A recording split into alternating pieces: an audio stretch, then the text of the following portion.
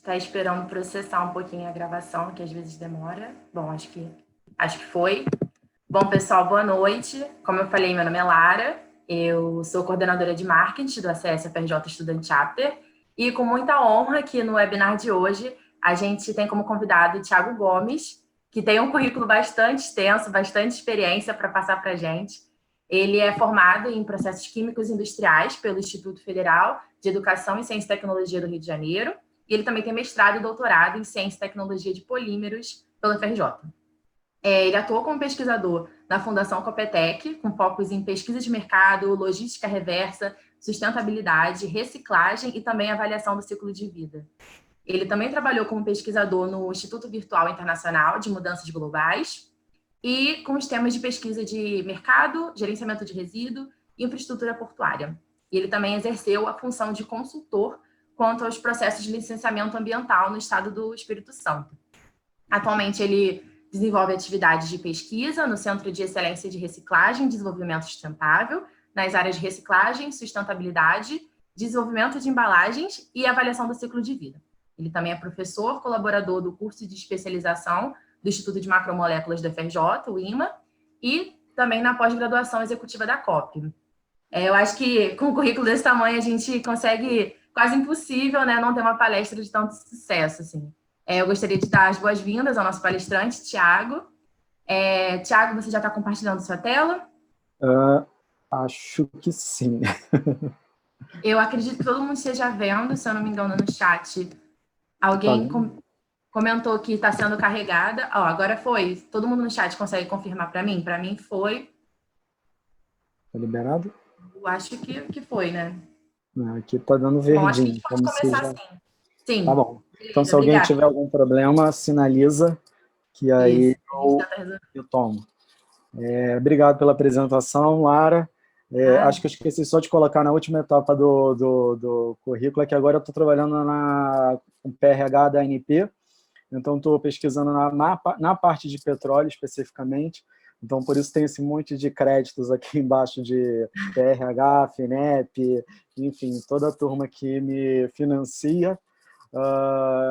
Agradecer bastante o convite para dar essa oportunidade de falar sobre esse tema que eu gosto bastante, a reciclagem de plásticos, eu trabalho há tanto tempo com isso, e nesse contexto do Química Verde, que, tirando o Covid, eu acho que é o segundo tema mais discutido do momento, são os impactos que a gente está gerando e deixando para as próximas gerações. Então, espero que seja proveitoso para todos essa noite, e aí surjam dúvidas, questionamentos e possibilidades para debate. Então, com certeza. A palavra é toda sua, então. Muito obrigada. Obrigado. Uma boa palestra a todos. Obrigado. Então, vamos lá. Quando a gente fala de plástico, obviamente, a discussão, tirando o Covid, como eu já falei, ela é muito forte em cima dos impactos que os plásticos estão gerando, principalmente os plásticos de vida única, aqueles plásticos que, depois da gente consumir brevemente um café, tomar um refrigerante, eles acabam sendo jogados fora de uma maneira inadequada, descartados de uma maneira errada. E de 2015 para cá, quando surgiu o vídeo dessa tartaruga que foi retirado um canudo plástico de dentro do nariz dela, eu não vou colocar o vídeo porque muitas pessoas se sentem um tanto quanto ofendidas, é um vídeo um tanto quanto forte. Essa tartaruga cresceu com um canudo dentro do nariz dela, e o canudo tinha aproximadamente de 12 centímetros a 10 centímetros, crescendo dentro do animal. Assim, é uma cena muito forte, uma cena muito chocante, e ele foi um motor para essa discussão do último canudo. Está sendo bastante discutido nos Estados Unidos, na América Central, principalmente na região do Caribe, aqui no Brasil também. Atualmente a gente está escrevendo um artigo que a gente já lista cerca de 350 legislações na América, só na América, quanto à proibição do uso do canudo, quanto à proibição de materiais plásticos descartáveis. E quem ainda não viu esse vídeo, muito provavelmente já viu uma garrafa de PET boiando num rio, boiando num lago, boiando numa praia. E aí, o caso, a gente tem a foto de uma onça atacando uma garrafa de plástico, porque os animais não sabem o que é aquilo, qual é a função daquilo. E curiosa, ela está acessando, ela está mexendo, ela está futucando. Daqui a pouco ela pode engolir esse material. A consequência dos plásticos que são descartados de uma maneira errada, a gente ainda não tem nem como estimar quais são os futuros desdobramentos, quais são os problemas e as consequências que vão trazer isso num médio e longo prazo. Outro plástico que está sendo muito discutido não é um plástico específico, são os microplásticos, que são geralmente plásticos descartáveis que serviram para tomar um café, para pegar uma água, era uma tampa de um produto de limpeza, e ele foi descartado, foi jogado fora e se tornou um microplástico por conta de atrito de onda do mar, cisalhamento, quebra daquele material. E esse microplástico, a gente ainda não sabe direito aonde ele está indo, o que está acontecendo com ele, quais são as consequências que ele tem. Já tem uma série de estudos, tanto John Hopkins quanto em King's College, que discutem quais são as consequências da saúde humana. Tem números que dão que todo ser humano já tem uma quantidade de microplástico dentro do seu corpo, mas a gente não tem como mensurar quem tem mais, quem tem menos, quais são as consequências, quais os problemas da saúde. Tem problemas relacionados a problemas intestinais, a problemas de disposição, falta de disposição, mas ainda não tem um consenso da comunidade científica. O que acontece esses plásticos estão entrando na gente, muitos deles estão ficando e não estão saindo. Então, assim, a discussão sobre que tipo de futuro a gente quer em relação ao plástico, de como a gente quer manter a nossa relação com os plásticos, ela tem sido bastante questionada. Tem muita campanha, muita propaganda falando mal dos plásticos, já pregando que os plásticos são um problema sério e que não tem solução, que a gente tem que substituir e acabar com os plásticos. Mas se a gente expandir um pouco a nossa visão para essa discussão, a gente vai ver que os plásticos também não são só problemas. Eles trouxeram ganhos enormes. Uma das grandes vantagens quando se desenvolveu o plástico foi a aplicação do plástico na embalagem de alimentos. E aí, como as principais vantagens que a gente pode destacar são a universalização do acesso a esse tipo de comida, esse tipo de alimento, que muitas das vezes, por estar embalado numa embalagem de vidro, numa embalagem de metal, de madeira, ele ficava caro, custoso, e não permitia que mais pessoas tivessem acesso. Além disso, o plástico tem uma vantagem grande de poder conservar esse alimento por mais tempo, tem propriedade de barreira, tecnologias para garantir que aquele material, se ele estiver estragado, estiver vencido, essa embalagem mude de cor e o consumidor possa identificar facilmente. Diferente de uma lata amassada de conservante, eu tenho como colocar essa nanotecnologia nas paredes do meu plástico para desvendar esse tipo de situação. Então, eu consigo trazer um alimento mais seguro, eu consigo aumentar o tempo de prateleira desses meus produtos, fazendo com que o alimento caia de preço. Então, assim, é um ganho fantástico, espetacular, que é pouco difundido, que é pouco discutido, que é pouco debatido. Outro ganho muito relevante quando a gente olha para a indústria dos plásticos quando a gente começa a usar esses plásticos em carros, em transporte, a redução de peso que isso traz. Antigamente, um carro pesava 2 toneladas, hoje em dia um carro já pesa menos de 1 tonelada facilmente, transporta 4, 5 pessoas nele sem grandes problemas.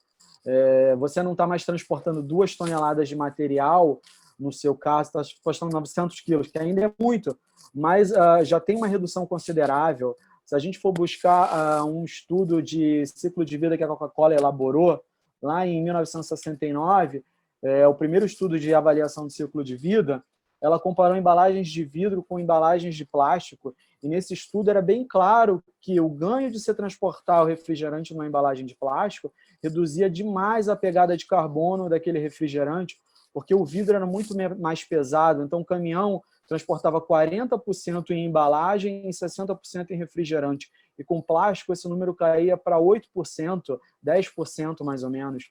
Então, assim, o plástico trouxe bastante ganho, inclusive redução de impactos ambientais.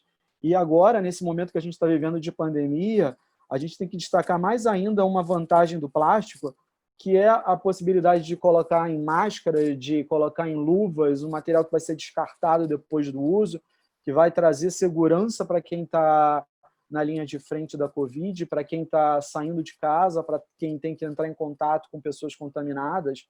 Então, de fato, os plásticos não são só problema, mas a forma que a gente tem lidado com eles tem causado problema.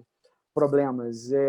E aí está a grande questão quando a gente discute o impacto dos plásticos, é como a gente está se relacionando, como a gente está se destinando esse material depois que ele é útil, depois que ele serve para a gente.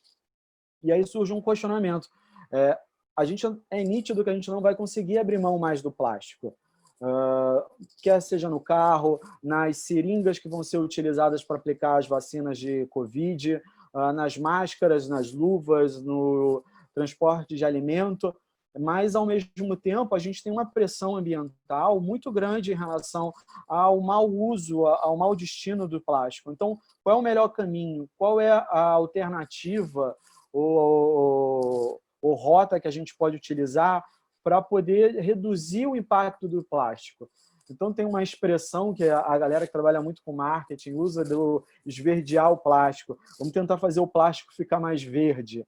E aí eu uso até uma imagem de uma tinta que esse contexto do esverdear plástico não deve ser levado somente para vamos fazer todas as embalagens de plástico, uma embalagem verde em cor, mas em essência, utilizar essa definição que o Sheldon utilizou nesse artigo dele, que a ideia da química verde é utilizar com eficiência as matérias-primas. Então, quando a gente pensar em conceber uma embalagem, a gente tentar fazer com que essa embalagem seja a mais eficiente possível. E aí a gente vai olhar como é que eu posso pensar e elaborar essa embalagem para ela ser a mais eficiente possível, eliminando os desperdícios, porque eu não quero usar uma garrafa de refrigerante, uma garrafa de água, e ela obrigatoriamente ir parar num aterro, ir parar no rio, ir parar no oceano. Essa garrafa ela tem um potencial econômico, ela pode ser reaproveitada. E a ideia da química verde é como eu passo a pensar e conceber esses materiais para que eles se tornem mais facilmente aproveitáveis na cadeia de reciclagem, por exemplo. Então, a gente vai desenvolver nesse trabalho, nessa apresentação, como é que eu consigo transformar esse plástico num plástico mais verde. E esse conceito de química verde, ele é um conceito que surgiu também, a própria ACS, a Sociedade de Química Americana, ela coloca que ele surgiu em passos de resposta ao livro da Rachel Carson, que era a Primavera Silenciosa, e que discutia o impacto do uso de agrotóxicos nas lavouras americanas. E esse conceito de como utilizar bem esses recursos químicos e os desdobramentos dele ao serem utilizados no meio ambiente, fomentou essa discussão, na qual, ao longo dos anos, desde lá de 62 até 1990, a Agência de Proteção Ambiental Americana resolveu mudar a postura dela daquela estilo de comando e controle, na qual ela só dava ordem, e passou a desenvolver e estimular pesquisas para produzir produtos e processos que tenham uma prevenção da poluição, que poluam menos, que tenham menor impacto. Mas não é só poluir menos, porque, obviamente, se a gente usa uma abordagem do vamos poluir menos a todo custo, as indústrias não vão aderir, as indústrias não iam querer participar. Então, a gente tem que pensar como tornar esse produto competitivo, mas reduzindo o impacto. E para quem está acostumado com aula de química verde, química ambiental, a gente discute muito que o desperdício, gerar resíduo, ele é custoso, ele é um prejuízo. Então, esse conceito que a Agência de Proteção Americana colocou, ele casa perfeitamente com esse conceito de química verde, com esse conceito de química sustentável, que o ideal é a gente produzir, reduzir essas perdas, produzir sempre com a menor quantidade de perda para não ter prejuízo, para garantir valores competitivos. Afinal, você não quer ficar jogando fora um recurso porque o seu processo não está bem ajustado, porque o seu processo não está otimizado. E para orientar um pouco como eu coloco essa química verde em prática, como eu faço para estabelecer e olhar para o meu processo e quais são os pontos que eu tenho que ter cuidado, que eu tenho que observar, Anastasia e o Warner, eles colocaram 12 princípios que deveriam ser observados ao se desenvolver trabalhos em química verde. Eu não vou apresentar os 12 princípios para vocês agora, mas vou destacar alguns princípios ao longo da nossa apresentação que são relevantes, que são importantes e que casam bem com esse conceito de reciclagem. Até se vocês quiserem depois olhar um pouco mais sobre esses 12 conceitos, eu vi que tem vários vídeos no canal aqui da Student Chapter da ACS, então vocês podem aproveitar a palestra dos outros professores, com certeza eles vão falar até com muita propriedade, com bastante detalhes, e está interessante, está super interessante. Então, como é que a gente faz para aplicar a química verde na reciclagem? A gente primeiro, quando a gente pensa em química verde, o primeiro pilar da química verde, que foi apontado lá pelo Warner e pelo Anastas, é a prevenção. Eles querem prevenir a geração de resíduo. E quando a gente fala em prevenção, o conceito de circularidade é muito forte. Assim, não sei se todo mundo já ouviu falar em economia circular, que é um tema que está na moda, mas a ideia da economia circular é tentar garantir que aquele material se mantenha na cadeia econômica, na cadeia produtiva, o maior tempo possível. Ele é uma proposição, uma resposta ao sistema linear de economia, a economia linear que a gente chama, no qual a gente produz um material e quer descartar esse material no final da vida dele para poder gerar um outro produto e continuar ganhando valor, gerando valor, e descarta, e retira e gera valor. Mas a gente tem um problema dos recursos finitos. Então, a ideia de circularidade ela vem para poder reforçar que, olha, a gente pode gerar valor desse material final, esse material que foi descartado, mas a gente precisa cumprir algumas etapas, a gente precisa olhar para algumas etapas. Então, a gente consegue prevenir a geração de resíduos se a gente repensar esse material desde a concepção. E aí a gente retoma aquele conceito que eu falei lá no começo, em relação ao projeto que o Roger, agora esqueci o sobrenome dele, deixa eu voltar aqui, vou colar, do Sheldon, Roger Sheldon, apresentou para a gente, no qual ele fala que a gente tem que pensar como faz para reduzir resíduos, e aí esse repensar aqui não se limita só ao reduzir resíduos, mas o repensar a embalagem que a gente está produzindo, como ela vai entrar nessa cadeia, nesse ciclo de consumo, e ele pode retornar de uma maneira mais fácil. Então, quando a gente repensa esse material, a gente pode ter proposições como essa ideia desse redesenho aqui. Eu não sei se todo mundo consegue enxergar, mas eu acho que dá para ver. É um caso claro de redesenho e evolução das embalagens era antigamente as embalagens de refrigerantes, elas eram compostas de PET, que era o corpo dessa Guaraná Brahma, mas a base dela era de polipropileno. Era diferente, são dois plásticos diferentes, o PET e o polipropileno, isso para não falar na tampinha e na camiseta da embalagem. Isso dificultava demais a reciclagem, porque é mais um material para separar, é mais um processo industrial para eu colocar no meu ciclo produtivo. Então, o redesenho permitiu que essa garrafa unificasse o material. Então, agora eu tenho uma garrafa só de PET, o que obviamente facilita bastante eu reinserir essa garrafa no meu ciclo produtivo. Não é uma solução, não é a melhor solução ainda, mas é um caminho que facilitou e impulsionou bastante a indústria de reciclagem de PET aqui no Brasil. Outro ponto que a gente coloca dentro desse conceito de circularidade na prevenção e evitar os resíduos e tentar utilizar da melhor forma os recursos que a gente está extraindo é reutilizar essa embalagem.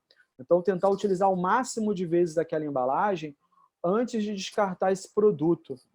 E a gente pode citar aqui o caso do PET, que a gente pode reusar para beber uma água, para colocar água novamente e aumentar o tempo de vida. Algumas marcas já utilizam esse termo, eu sou reenchível, eu sou reutilizável. Então, embalagens que você leva no mercado e pode reencher, repreencher.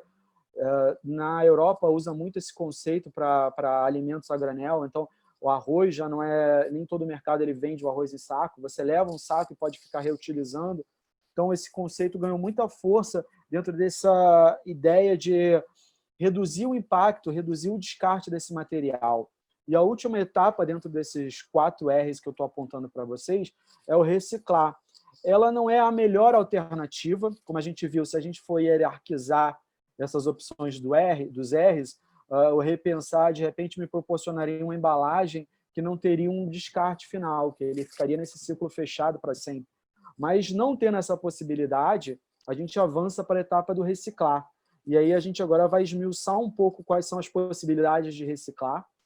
E eu queria também reforçar que esses 4 R's, para quem já viu isso, já deve ter visto os 2 R's, 3 R's, 4 R's.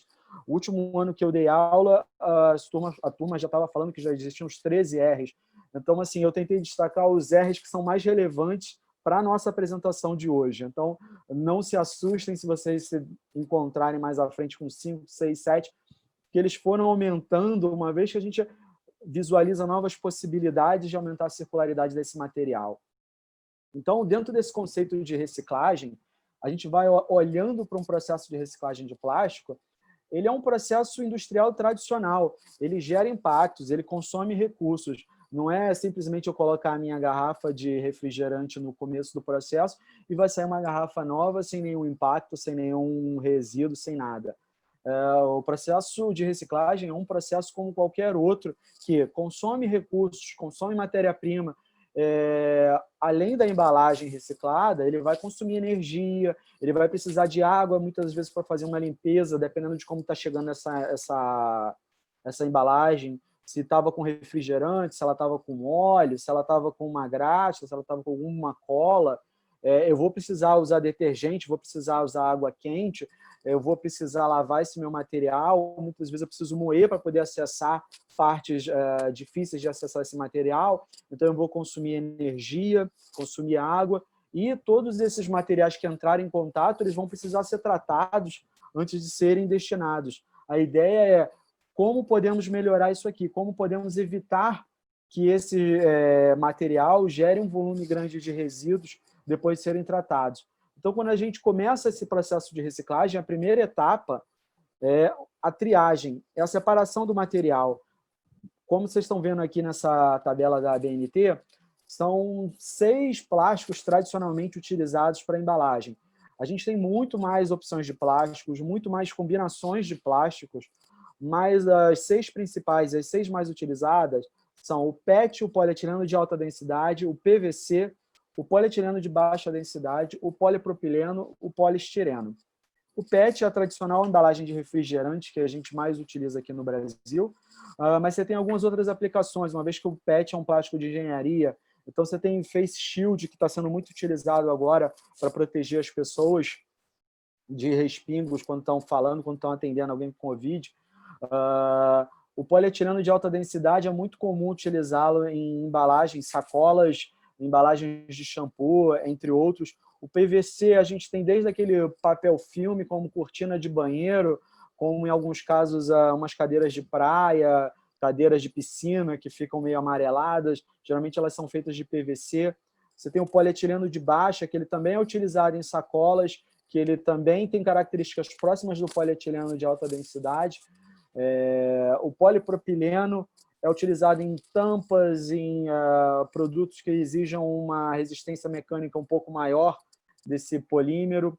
O poliestireno é utilizado em copinhos de café, como o polipropileno também pode ser utilizado. Então, assim, muitas das vezes os produtos se misturam. A gente acha que plástico é uma coisa só, que é só pegar aquelas embalagens plásticas e jogar tudo junto.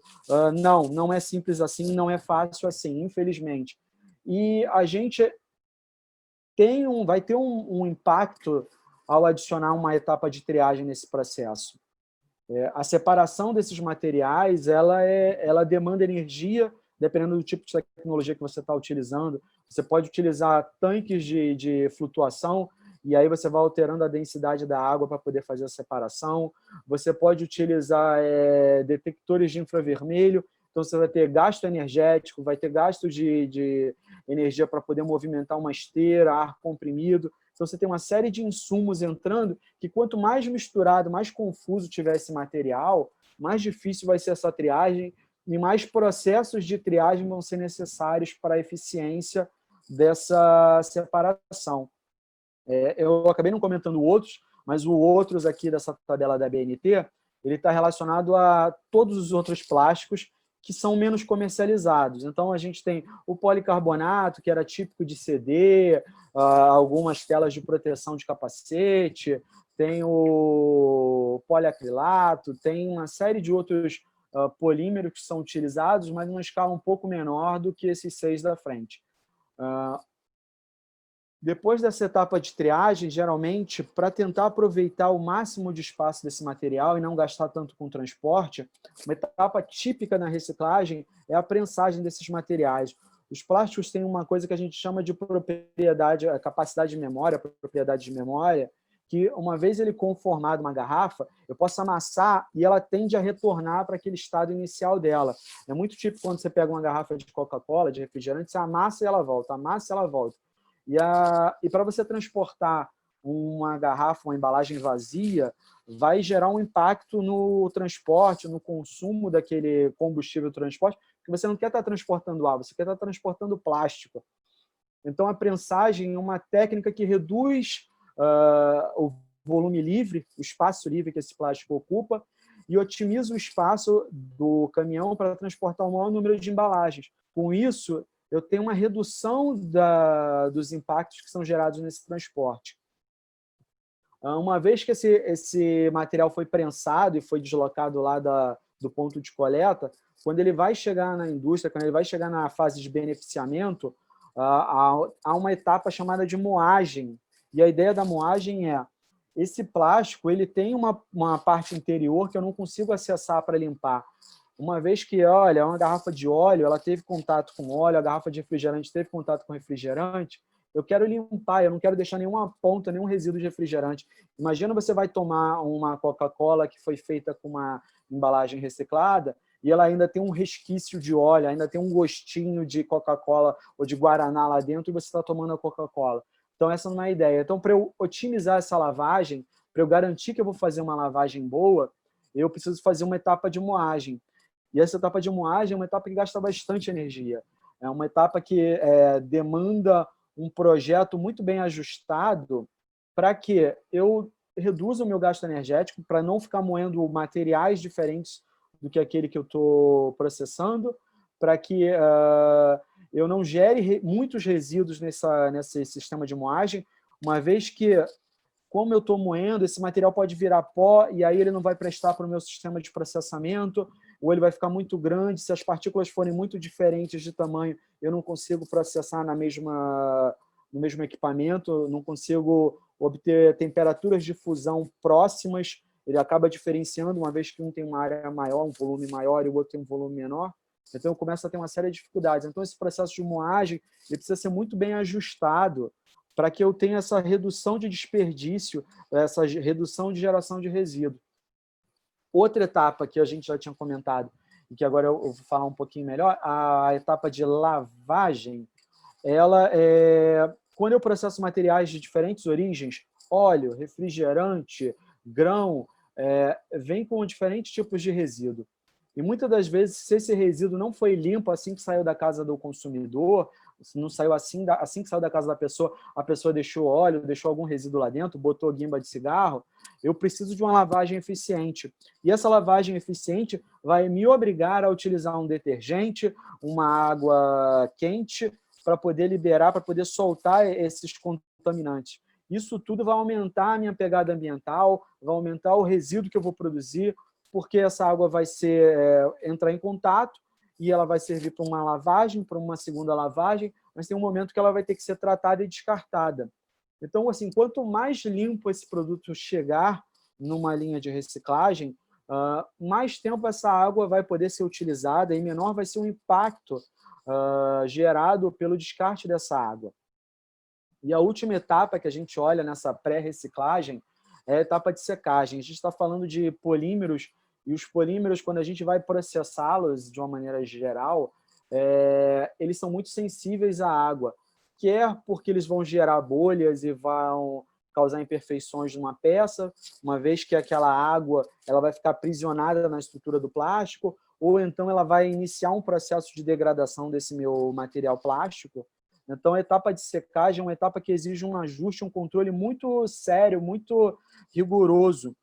E é uma etapa que tem um gasto energético muito grande. Hoje em dia, já tem algumas empresas trabalhando com sistemas de secagem através do sol, que ajuda, que é um certo adianto em relação ao gasto energético de uma estufa ou de um ciclone de secagem, mas ainda não tem uma segurança muito grande em escala industrial que aquela água vai ficar num percentual baixo. Então, assim, polímeros que são mais sensíveis, como o PET, ou o próprio nylon, eles precisam ter um processo de secagem muito bom, muito eficiente, para não degradarem e se tornarem um resíduo desse processo. E aí, terminada essa etapa de pré-reciclagem, que eu chamo de pré-reciclagem, a gente entra nos 3 principais processos que são utilizados para o polímero. Para os polímeros, não, especificamente para os plásticos. É a reciclagem mecânica, e ela consiste basicamente num processo de fusão desse material e moldagem desse material novamente.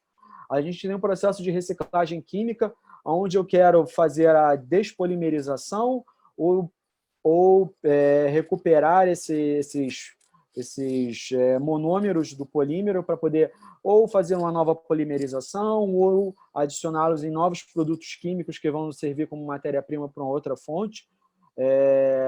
Recentemente, a Nature publicou que a reciclagem química está entre as tecnologias mais promissoras dessa próxima década. Então, existe bastante campo de pesquisa em relação à reciclagem química. É super interessante e eu não vou conseguir me aprofundar dentro dessa meia hora em toda a atenção que a reciclagem química merece. E a última etapa, a última opção dessas opções de reciclagem seria a reciclagem energética, que, diferente das outras duas, ela não aproveita a estrutura desse material, mas ela aproveita o potencial energético desse material, desse polímero, e converte essa energia, esse poder calorífico desse material, em energia. Então, pode ser uma energia térmica, uma energia elétrica, se você tiver conversores, enfim, você tem uma gama de aplicação grande. Essa energia, esse tipo de reciclagem, ela gera resíduo.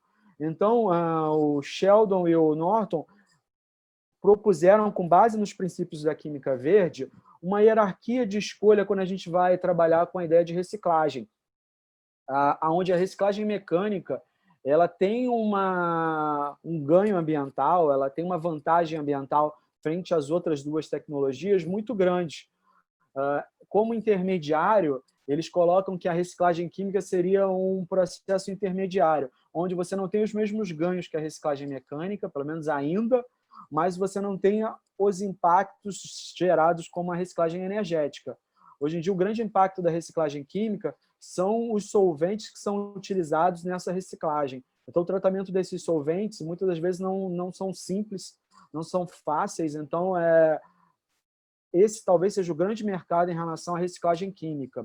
Já a reciclagem energética, por gerar resíduo e não permitir que esse material se mantenha nesse ciclo produtivo, nesse ciclo de reaproveitamento, ele é considerado a pior das alternativas de reciclagem. Dentro desse conceito de reciclagem mecânica, há ainda outras duas alternativas, dois grandes caminhos que os autores abordaram. A reciclagem de ciclo fechado, e ela é hoje, pelo menos no Brasil, o grande mercado da reciclagem, é a reciclagem de ciclo fechado, também muito conhecido para o mercado de PET como bottle to bottle, ou seja, uma garrafa virando uma nova garrafa. Eu consigo garantir que essa minha embalagem de refrigerante ela vai ter a mesma resistência mecânica, química, quando eu for colocar um refrigerante lá dentro, ele não vai sair o gás totalmente, não vai perder todo o gás da noite para o dia, através desse processo bottle to bottle, que é uma tecnologia que já tem pelo menos uns 20 anos, eu acredito que até um pouco mais, mas ela ainda não está totalmente difundida, não é a principal tecnologia utilizada atualmente no Brasil. E a outra alternativa, que essa é a principal alternativa utilizada aqui no Brasil, principalmente para o mercado de PET, é a reciclagem de ciclo aberto. Então, a garrafa PET, ela necessariamente não precisa se tornar uma nova garrafa PET. ela pode virar uma fibra têxtil. Então, teve um ano que a camisa da seleção de futebol brasileira, ela foi feita com fibra têxtil da garrafa PET. E aí a propaganda Nike era essa camisa tem X garrafas de PET. Ela foi feita com X garrafas de PET que não estão indo para a natureza. É uma alternativa. O ideal seria manter aquela garrafa naquele ciclo fechado, mas uma vez que eu começo a perder a propriedade mecânica desse polímero, ele começa a perder o tamanho dele e se degradar, eu começo a ter que buscar alternativas. Eu não consigo manter ele sempre nesse ciclo fechado. Então, o ciclo aberto, destinar essa garrafa de PET para um ciclo aberto, ela é uma alternativa melhor ainda do que destinar para um aterro, destinar para uma reciclagem energética, ou mesmo uma química, como apontou o trabalho do Sheldon aqui nesse estudo anterior. E a outra alternativa, e que a Nature aponta que essa vai ser a alternativa dessa década, é desenvolver a reciclagem química. Como eu faço uma reciclagem química onde eu consigo uma separação eficiente desses componentes químicos, que eu não utilize solventes muito críticos e que eu consiga uma boa taxa de recuperação desse solvente, uma vez que eu não quero simplesmente chegar no final da vida desse material e ter que abrir a capela e deixar o metanol ir embora, evaporar, ou algo nesse sentido. Então, pensar como eu reduzo o uso de solventes aqui casa muito bem com esse conceito da química verde, sendo o desafio dessa década. E eu espero que das pessoas que estão assistindo a gente aqui tenham pessoas que queiram participar dessa pesquisa, correr atrás desse desenvolvimento. E a ideia é muito simples. Assim, eu trouxe o exemplo aqui da alcoólise, que você tem a estrutura do PET, no metanol, geralmente você tem presença de temperatura ou algum catalisador para poder facilitar essa reação, mas de uma maneira básica desenhada, você vai ter a reação do metanol com o PET, a retirada da água, e aí você vai direcionar essa reação para a produção do dimetiltereftalato e do etileno glicol. São dois produtos que eu posso produzir um PET novo, então eu posso utilizar o etileno glicol para refrigerar, não produção de cerveja, mas para refrigerar uma câmara, o carro, um veículo, enfim. Eu posso dar novas aplicações para esses produtos químicos, comercializá-los, inclusive.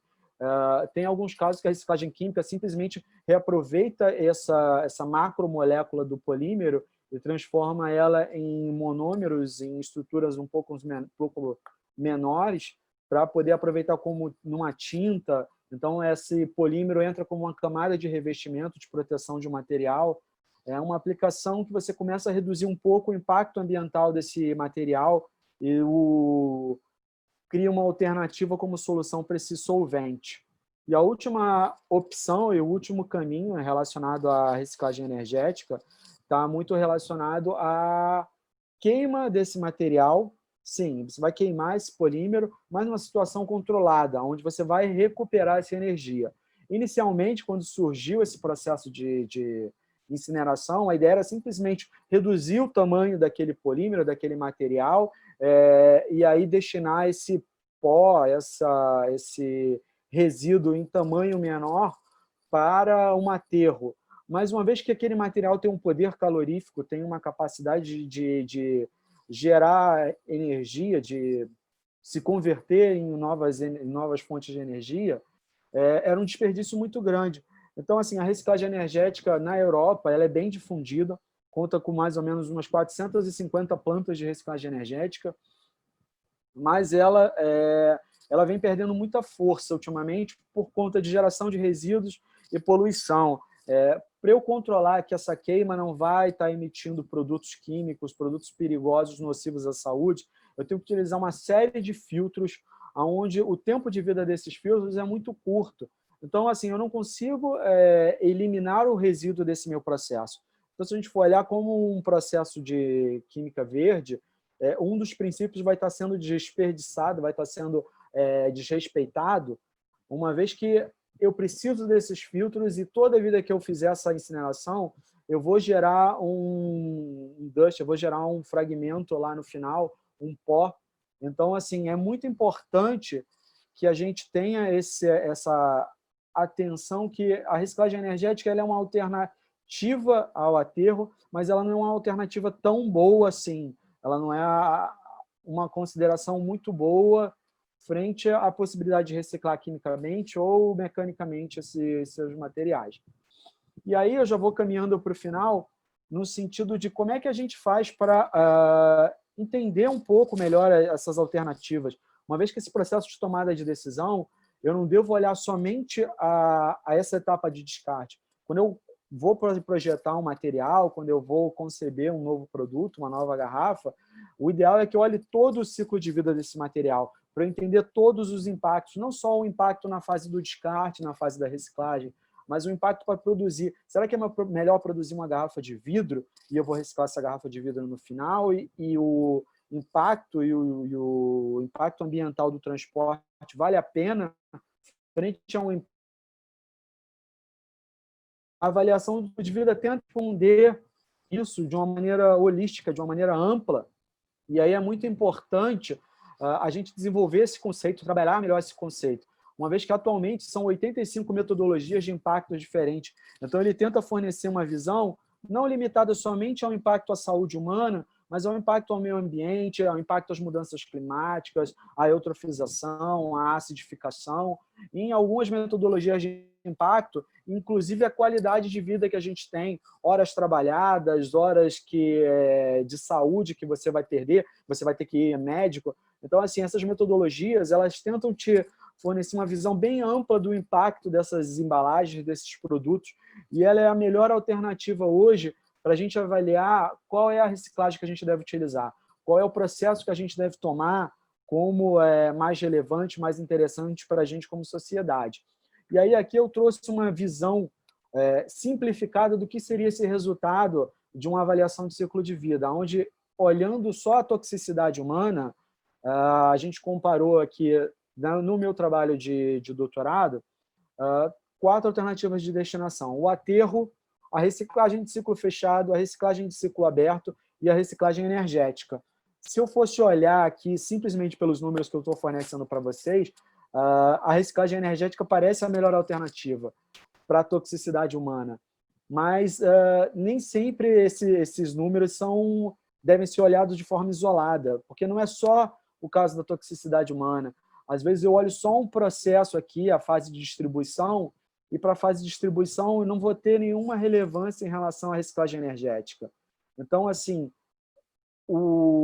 a ACV te permite ter esse olhar amplo, mas ela tem alguns cuidados, ela te exige alguns cuidados de leitura e compreensão que a gente tem que trabalhar melhor. Como essa metodologia de impacto está olhando todo o ciclo de vida, quais são as etapas que estão sendo consideradas, quais são os impactos que estão sendo considerados, uma vez que a toxicidade humana é ruim, mas, de repente, para mim, o efeito do aquecimento global é muito pior. Então, o estudo de ciclo de vida ele tenta mostrar de uma maneira ampla e te dar uma segurança maior como é que eu olho esse processo de tomada de decisão. Então, gente, a ideia de apresentar para vocês esses conceitos de química verde básicos e aplicados à reciclagem era isso. Eu agradeço bastante a atenção de vocês. O tempo é curto, eu queria estender e falar muito mais, mas infelizmente o tempo é curto. Mas se vocês tiverem perguntas, quiserem trocar ideias, mandarem e-mail, está aqui o meu contato, por favor, não hesitem de me contactar, de conversar. É um tema super interessante, eu acho que vale muito a pena a gente poder estender essa relação além da palestra de hoje. Obrigado, meninas, vocês estão por aí? Sim, sim. Muito obrigada, Thiago. Assim, foi um tema muito interessante. Eu tenho certeza que todo mundo gostou bastante. A gente tem algumas perguntas aqui no chat. Eu vou primeiro fazer elas e eu espero que dê tudo certo, assim, que dê tempo, para também não alongar todo mundo, não alongar você. Tá. Bom, a primeira pergunta, ela é do Leonardo. Ele pergunta o seguinte: você acredita que a ACV poderá ser efetivamente adotada como instrumento de análise de impacto regulatório aqui no Brasil? E quais seriam as principais limitações, em sua opinião? Então, hoje, no andar da política ambiental, eu posso te garantir que, categoricamente, pelo menos nos próximos 2 anos, não. Acho muito difícil evoluir e andar alguma coisa nesse sentido.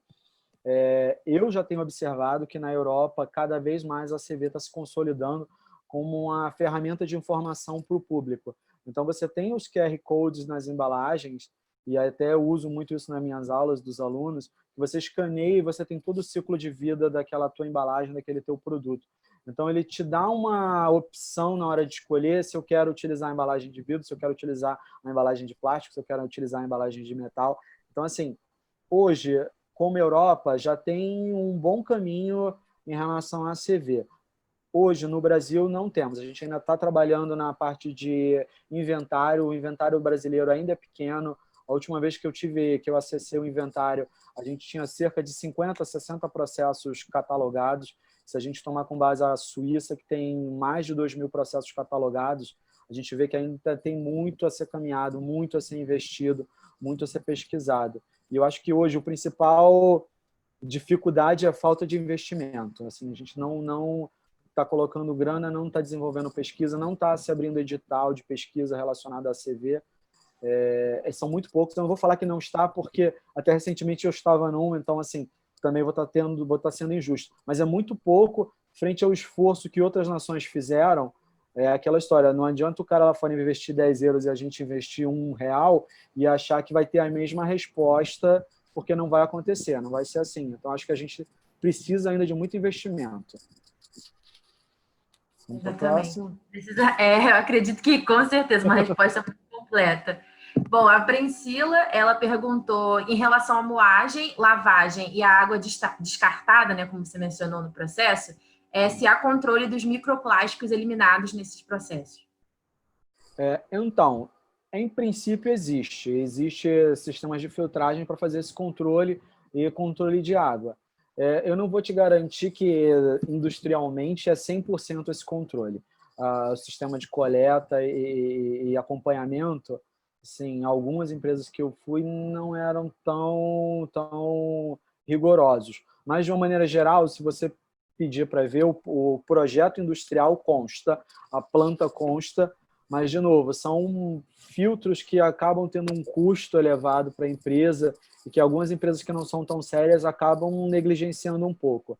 Mas existe sistema de controle, sim. Beleza. A Priscila terminou fazendo outra pergunta e ela perguntou se a garrafa de PET é viável em ciclo fechado por mais ou menos quantos ciclos até ela ter a sua perda de propriedade, como você citou. Eu adoro essa pergunta, acho que é uma das que mais me fizeram na vida e eu sempre respondo, não consigo te dar essa resposta. Por quê? Se a gente for olhar no ponto de vista de bancada, eu consigo te estimar quantas vezes eu vou reciclar esse plástico. Óbvio, é controlado. Mas num cenário real, aquele plástico da embalagem, vamos lá, de uma Antártica, de uma Coca-Cola, ele tem um tamanho de cadeia, ele tem uma viscosidade intrínseca grande, diferente de um tubaineiro, uma marca de um refrigerante, sei lá, refrigerante Seu Zezinho, que tem um tamanho de cadeia menor. Então, quando eu misturo esses dois plásticos para fazer a minha nova embalagem, eu vou estar gerando um tamanho de cadeia intermediário. Então, eu não consigo te prever qual vai ser o tamanho, a distribuição de cadeia do plástico de boa qualidade e o de má qualidade. Eu não vou conseguir visualizar quantos plásticos já foram reciclados naquele ciclo e quantos estão em primeira vida. Então, assim, o mundo real ele é muito difícil de eu controlar essas variáveis.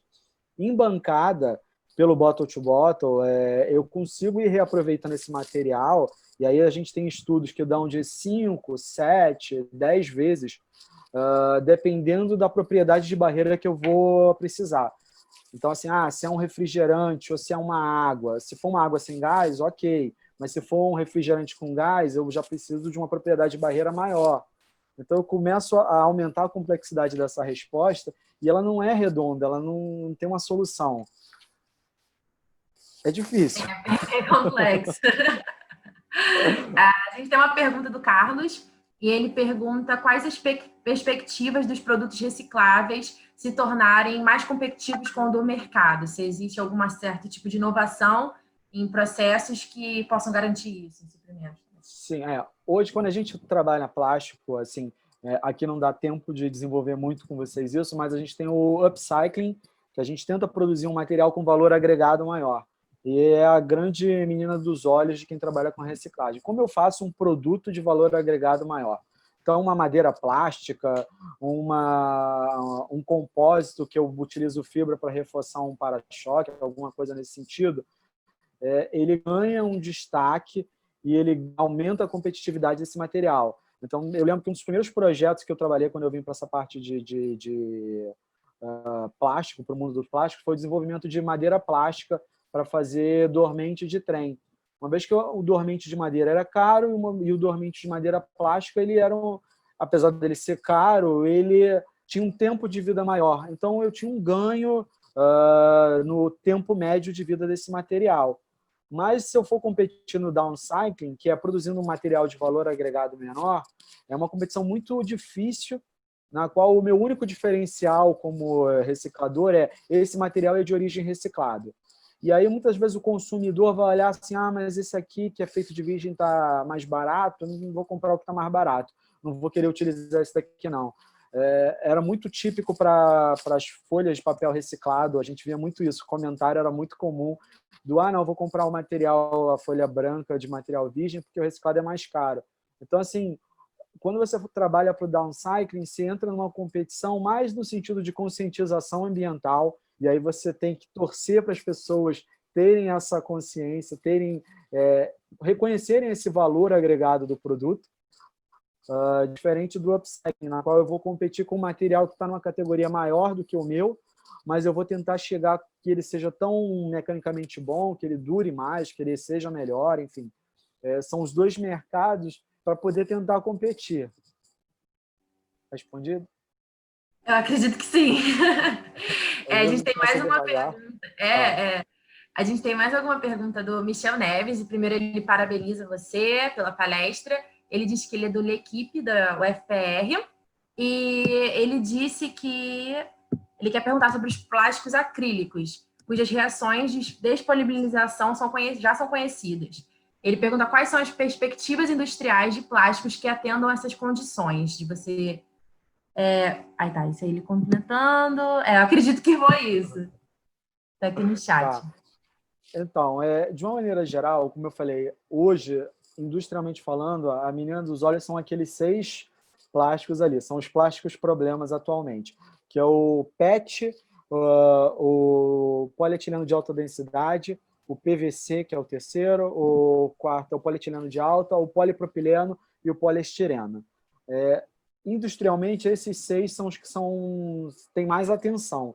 É claro que o poliacrelato ele tem o seu valor, ele tem a sua tecnologia, mas industrialmente a produção dele ainda não justifica eu ter uma logística reversa, um sistema de captação desse material. Então, assim, eu digo que ele está mais para a bancada do que para uma industrial. Não que não vai surgir ninguém no Brasil com vontade de pesquisar e tentar colocar isso em escala industrial, mas hoje ele não é uma prioridade. Assim, categoricamente, ele não é uma prioridade dentro desses materiais.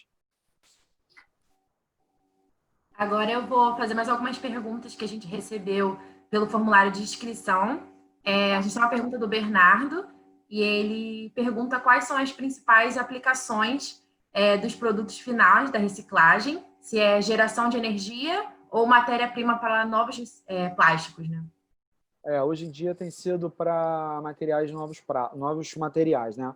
Recicla para produzir novos produtos. Então, você pode fazer, vou usar a cola do PET ali, não pode ser para fazer novas garrafas, ou para produzir roupa, ou para produzir, em alguns casos, algumas reguinhas, que a gente até distribuiu na UFRJ há um tempo atrás, mais voltado para produzir novos produtos. A gente tem alguma coisa de reciclagem energética, não no Brasil. Tem uma planta que estava em licenciamento ali na região do Caju, aqui no Rio de Janeiro, mas ela não foi para frente, ela estava num processo de licenciamento desde 2016, mas ela não deu continuidade. E assim, eu desconheço hoje alguma planta licenciada para reciclagem energética. Tem até uma planta piloto dentro da UFRJ, mas ela não é muito piloto, assim, o tamanho dela, a escala dela, e tem alguns problemas relacionados ao licenciamento dela. Mas acho que isso é uma situação para outra palestra. Mas o produto principal são novos produtos. O foco principal. Tranquilo. A gente tem mais alguma pergunta também, que é da Ivana Miranda, E ela pergunta como a gente deve lidar com o plástico que não é reciclável. Isso, essa é talvez a mais difícil e ela parte para aquele princípio lá dos R's, onde se temos alternativas a esse material, a gente tentar evitar. Se a gente pode evitar esse material, ótimo, vamos tentar buscar uma alternativa. Como eu falei, os plásticos eles são ótimos para algumas coisas, mas eles ainda têm problemas. E aí, a gente como consumidor, e apesar de eu trabalhar muito com plástico, desenvolver plástico, eu digo, se a indústria ainda não propôs uma alternativa, uma solução para aquilo, tenta buscar uma alternativa de material, porque, de fato, se ele não vai ter uma cadeia para ser reciclado depois, ele vai parar no aterro, ele vai parar no incinerador, enfim, e não vai ser legal. Assim, o impacto ambiental dele ainda é muito grande. A gente tem mais uma perguntinha aqui, que é da Silmara, e ela pergunta quais são as principais estratégias de diversificação das fontes de carbono utilizadas nas formulações de plásticos e embalagens em empresas brasileiras, e se essas estratégias realmente podem ser consideradas sustentáveis. Boa, essa daí é daquela pesada. Assim, tem tido muita pesquisa em relação à fonte renovável, principalmente aqui no Brasil, pela famosa o Brasil é Agro. Existe bastante pesquisa nisso. Tem um dos grandes problemas que se esbarra em relação à pesquisa de fontes renováveis é que os alimentos não entrem na competição com essas fontes renováveis para produzir plástico. Então, uma vez que a gente discute muito que ainda tem gente que passa fome no Brasil, a ética do uso da terra para produzir plástico ainda não é muito bem aceita. Se discute bastante isso. Não só Brasil, eu estou citando o Brasil porque é o nosso cenário aqui, é onde a gente está, mas assim, a Índia também tem plantas de produção de material renovável, o Japão tem patentes relacionadas a isso, e ainda é muito crítico esse uso do material renovável que compete o terreno da comida com o terreno da produção do plástico. É bem conflitante esses conceitos. Então, o primeiro grande desafio é evitar de se utilizar material que serviria como comida para produzir plástico. O outro ponto é evitar de utilizar terrenos que seriam plantados comidas para produzir plástico.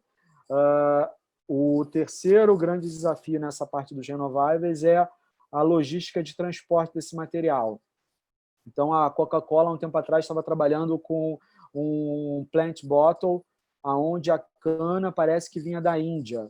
E essa logística de distribuição dessa cana de açúcar, ela era extremamente impactante. Transportar esse material que é produzido lá na Índia, deslocar toda essa distância para produzir a garrafa aqui e aí poder distribuir no Brasil, exige aqueles estudos e análises de avaliação de ciclo de vida, como eu falei. Muitas das pessoas que trabalham com essas fontes renováveis estão olhando esses estudos de ciclo de vida para tentar olhar o todo. É bem complexo, assim, tem bastante iniciativa utilizando cana, utilizando algumas sobras de soja, substâncias oleaginosas para produzir polímeros. Acho que são as principais materiais que estão sendo... mandioca também utiliza bastante estudo disso. Mas, de novo, quando cai na discussão com alimento, elas acabam não ganhando muita força do ponto de vista industrial por conta dessa crítica. Faltou alguma coisa na pergunta dela? Faltou? Estou em dúvida. Eu acredito que não, acho que você respondeu tudo. Ela perguntou se isso realmente era sustentável, mas eu acredito que você perguntou. Você... Então, não é uma resposta redonda. Depende de onde está sendo plantado, depende do terreno que está sendo plantado. E aí, cada estudo, cada patente tenta provar ou olhar para o lado mais sustentável possível do teu produto. Então, assim, eu li uma patente recentemente, uma patente japonesa do PET verde. E eles, de fato, só olhavam uma etapa do processo. Eles pulavam a parte de plantação. Então, assim, ele descartando esse começo, a plantação, que é a parte mais impactante, você não sabe se aquela conta ambiental vai fechar. Então, olhar estudos de ACV, verificar se tem estudos de ACV que comprovam a eficácia, e cada caso vai ser um caso. Cada região tem uma peculiaridade, uma particularidade. Eu acho que é aí que fica o real desafio, né?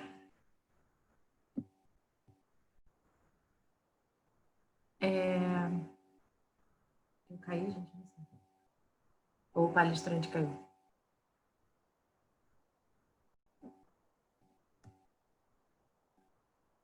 Alguém pode escrever aqui no chat para mim se fui eu que caí ou se foi ele? Eu tô ouvindo. Cara, a conexão dele tá instável. A gente tem só mais uma última pergunta para encerrar aqui no chat. E é uma pergunta da Beatriz. E ela pergunta qual bioplástico que está mais em destaque hoje nas pesquisas, se você saberia responder. PLA, poliácido lático. Esse é o plástico. A ideia assim, desses renováveis, né, seria o plástico. Eles tentam substituir o PET, tentam substituir uma série de outros polímeros, é o que tem mais pesquisas, é o mais consolidado. Tem também, assim, e aí, utilizando alguns materiais substituintes, como eu falei, o polímero ele é composto por moléculas que a gente viu ali no caso da reciclagem química. Então, eu tenho o etilenoglicol, eu tenho o ácido tereftálico que vão reagir para produzir o meu PET. Em alguns casos, as pessoas estão produzindo betamiglicol a partir da cana-de-açúcar, produzindo ácido tereftálico a partir de uma outra reação. Então, se você considerar que esse material, quando ele reagir, vai formar o PET, ele não vai ser tão bio assim, vai ser um plástico normal, mas ele teve origem bio. Então, esse é um dos caminhos que são utilizados. O outro é o plástico mais utilizado, que é considerado bio, é o PLA. Bom, a gente encerrou, então, aqui nosso webinar, nossas perguntas. Muito obrigada, Tiago. Tenho certeza que foi muito engrandecedora para muita gente, muito interessante. É um tema que, assim, merece muitas e muitas pesquisas, né? De tão importante. E agora eu vou compartilhar minha tela, eu vou dar alguns avisos, recados, assim, alguns recados finais, né? Para nosso encerramento do ciclo de webinários. Eu vou só começar a compartilhar aqui só um momentinho.